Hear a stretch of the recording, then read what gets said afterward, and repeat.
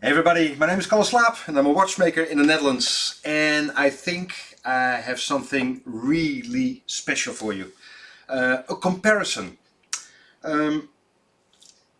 If we get watches in here in a workshop of any value, we disassemble them straight away. So all the watches in the safe are just a collection of screws and gears and watch parts. But now we are in a very special position that we do Patek Philippe's quite regularly, Vacheron Constantin, Breguet, well, the high-level watches. But now, and this is what I really would like to show you, we have and a Patek Philippe and a Vacheron Constantin of just about the same era, the same style, and even the same kind of movement. So it's a beautiful comparison between the two brands, just like an Audi and a BMW, or a Holden or a Ford in Australia, but you know what I mean. Two very similar watches of those two exceptional brands. And what I think makes it fascinating, these are the bread and butter models of the brands. So it's not the really high end of the brand. The brand itself, of course, is really high end, but these are the well, not basic, but not the top end. So the bread and butter models.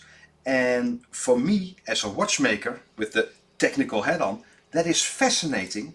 So how far will they go with their normal models? How exceptional will they make it? How far will they go in finishing, in well, special watch parts? So that is, I think, the really interesting stuff I would like to show you now. Cheers! Fight! Well, as you can see, the two models quite similar in design. I know these are the fancy teardrop lugs, and this is a bit more the normal style, but for size, for era, for appearance, there is a similarity, and especially in the movement you see in a moment. Well, let's start with the Vacheron Constantin. As you can see, decentralized second hand, beautiful indexes. Some people say all these beautiful high ends seems there's not too much going on, and that is their strength. It is timeless, it is beautiful, it is so well balanced. It is beauty. It's a Vacheron Constantin. Let's have a look inside. Well, Vacheron Constantin, 18 karat gold. As it was in earlier days, watchmakers would scratch their marks in the case back. I think it's vandalism, but it was the norm at the time. As you can see, a lot of watchmakers already worked on this particular piece. Let's have a look at the movement. Unrestored, just came in, so some grime and stuff. What do we see? No shock system, but a beautifully black polish part here on the balance cock. Here's the stud and the Breguet overcoil. Here the fine tuning of the timing pins, and here it is so elegant. That's what it is. And here with the screws, and then with those two holes, you can really do the fine adjustment to the movement. I don't believe this is an in-house movement, but well, the finishing is what it makes really special of all the high-level brands.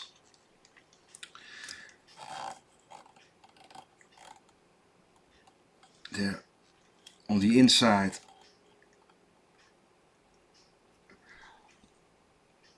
let's have a look there. Look at the anglage of the pallet fork. The red stuff in there is a ruby, and you can see it's beautiful, beautifully cut. As you can see, a black polish. All the light is reflected, so nothing comes back to the eye.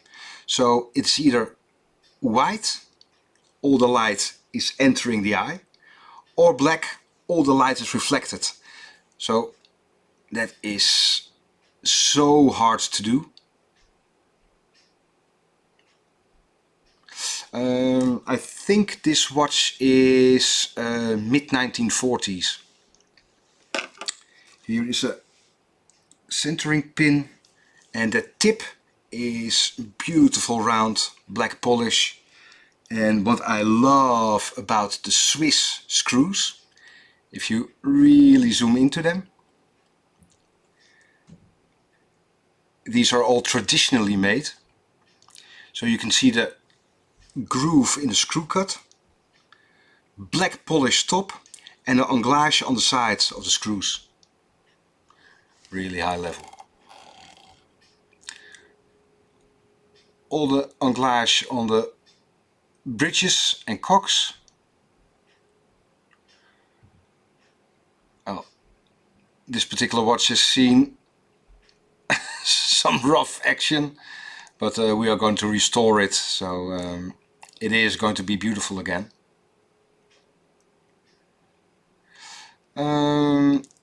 Vacheron Constantin opted here for the screws in the balance. No temperature compensated balance wheel, as you can see.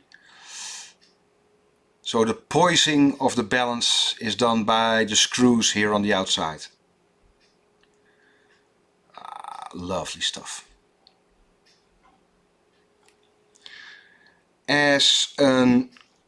With a technical view, the movement itself is not that exciting, if you know what I mean, in a technical level. Just 4 wheels, an escapement, a barrel and a balance wheel. As it is for the past 200 years. But the execution of the Côte de Geneva stripes, the beautiful black polish, then the fine tuning here in their own design, beautiful stuff.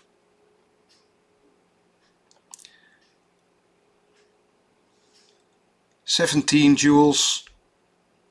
The jewels are bearings, so the higher level in jewels is the gear train runs smoother, and that means more accurate. And here the capstones, of course. Well, here the Patek, quite unassuming, and I don't mean that I do mean that in the most positive way. And that is where the strength lies. It is just beautiful. A matte finish on the dial. Just very well executed. I will show you the hands under the microscope. Well, there he is in even more detail, but if you can see the polishing on the hands,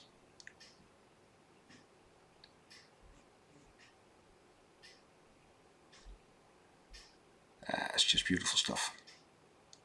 How it reflects the light. And for me, this is the real artisan side of watchmaking instead of the more industrial. Let's have a look on the inside. There, the Patek Philippe watch case. again, watchmakers scratched their marks. This is how they used to do it, but for me it's just vandalism. And now the most important part, the watch movement. I put it like this so it's similar. As you can see, on a technical side they are so well comparable. It's just the slight execution that is different, and that's what I really wanted to show you. Those beautiful brands, but the watches are really comparable. Here, the beautiful swan neck, fine tuning, and look at this. Again, beautiful black polish on these parts. There's been some moisture, so we have to clean that very gently. And these two shiny bits are the tips of the screws. So not the screw head, but the tip of the screws. And what I like to show you is, well, this is a hair from my beard. Luckily a black one is instead of a grey one, but look at that. That is a hair. So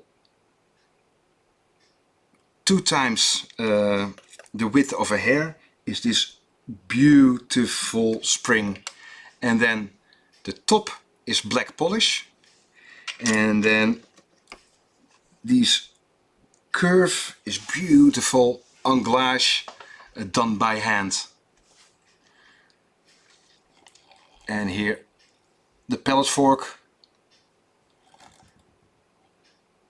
more visible, and again black polish, anglage. This is so well made. The tips of the escape wheel is highly polished as well. And here you can see a real distinction between Patek Philippe, what we're looking at now, and Vacheron Constantin. These are the, remember the screws on the outside of the balance wheel?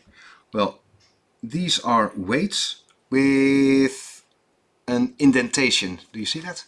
They are C-shaped.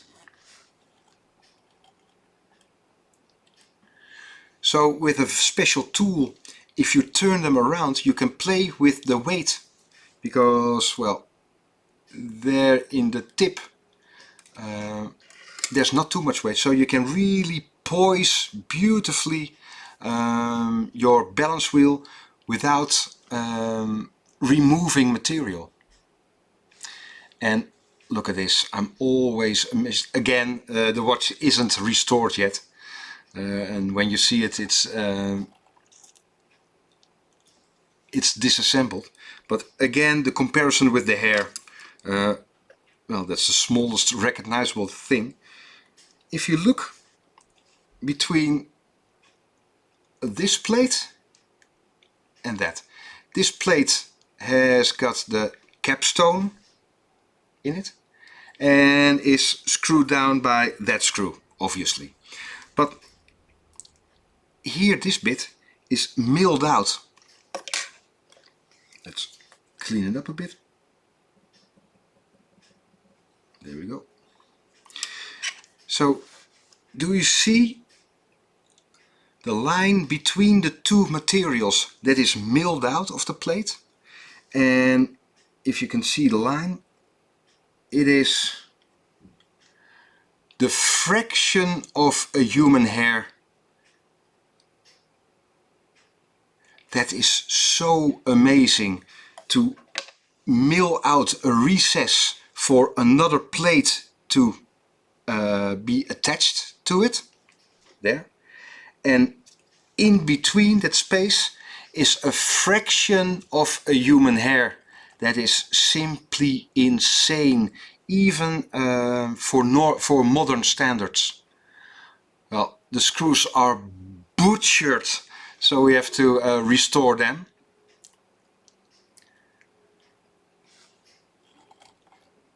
That's no problem. It's a lot of work, but well worth it to restore those beautiful screws back to perfection. Again, Geneva stripes, not just decorative, these lines, but because these lines are made when the whole movement is assembled. Then they make those lines. So you can see immediately that these parts are still original because the lines go through. If you replace a bridge or a cock, you see immediately the lines aren't dead straight anymore. So it is decorative, but it's got a function to see if all parts still belong together, if they're not replaced. Then the beautiful black polish, and again very similar to the Vacheron Constantin, the anglage. A lot of work to be done to this movement and the Vacheron as well, but it is beautiful. And what I like I said earlier, two top brands, and these are the middle models of those brands, but they are so comparable in size, in era, in finishing. There are just a few flavors of each brand visible, and I love that. Well, final view of the two movements together. Well, I really hope you enjoyed the comparison of these magnificent brands. Beautiful watches, but just about the same with slight, and those are the interesting bits, differences. Well, I really do hope you enjoyed it. It's so similar, and the interesting bits are the differences between these beautiful brands. So my name is Kalle Slaap, a watchmaker here in the Netherlands, and I hope to see you soon. And I'm really curious about your comments. See ya, bye bye.